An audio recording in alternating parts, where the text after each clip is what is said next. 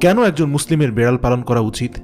গবেষণা করে জানতে পারা যায়, আজ থেকে ৮,০০০ বছর পূর্বে জঙ্গলের বেড়ালরা খাবারের খোঁজে জনবসতিতে আসতে শুরু করে। সে সময় জমিতে ইঁদুরের অত্যাধিক উৎপাত ছিল। সেসব ইঁদুরকে তাড়া করতে করতে একসময় বেড়ালরা মানুষের বসতিতে এসে পৌঁছায়। ওই সময়ে জমিতে থাকা ইঁদুরগুলো বেড়ালের প্রিয় খাদ্য হওয়ার পাশাপাশি মানুষের জন্য একটি বড় সমস্যার কারণ ছিল।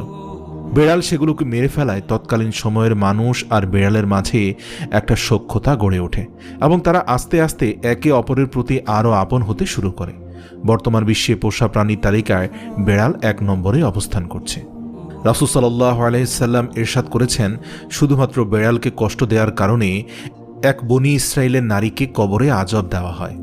মহিলাকে আযাব দেওয়া হয় কারণ বেড়ালটিকে বন্দী করে রাখা অবস্থায় সেই মহিলা বেড়ালটিকে পানাহার করতে দেয়নি, তাকে কোনো খাবারও খেতে দেয়নি, যার কারণে বেড়ালটি